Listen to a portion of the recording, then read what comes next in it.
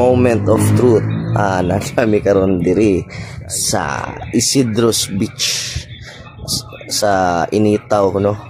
So grabe ka tsada kayo ang ilahang lugar diri sa ilahang beach sa Isidros Beach, no. Kuan kay aesthetic kayo. So karon ka bag-ot lang mi nakaabot sa beach.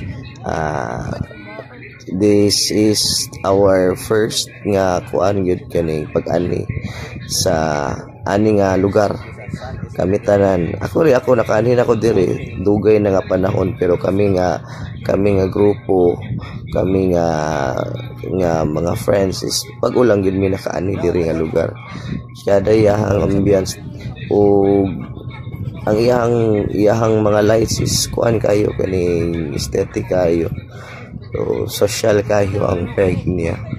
So karon ga bayad mi sa entrance kay na siya entrance fee 100 per person, and kani nga oras is alas 12 naman siguro ni nga time pag-abot na mo. Kay naka-decide lagi mi nga diri na lang mi mga tulog, mag-tent lang mi, shot gamay, pampatulog, chika-chika, tapos ugma na dayon mi mga ligo, ugma na dayon mi mag-swimming. So grabe ka power og tsada ang ilahang lugar diri.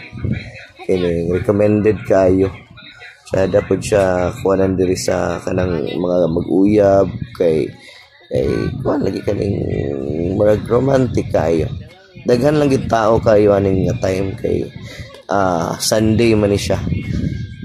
Padangatay ang Sunday, Saturday night ni, so padangatay ang Sunday. So dagan gid tao nangan puno-puno og nag-tent diri nga nagbutang sila ang mga tent. So sige proceed na ta later. Karon kay gisumahan naman tag pakanal padagat na punta.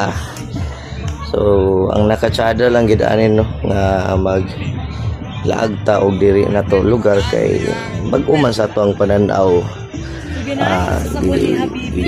Puraan na punta sa area na to sa Cagayan.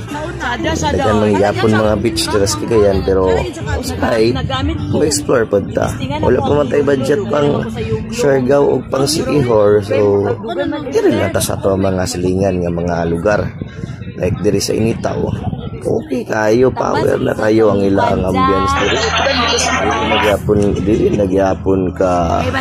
Dili gyapon ni magpaulahi sa mga beach nga kusog ug sikat sa ubang lugar sa Pilipinas. Pero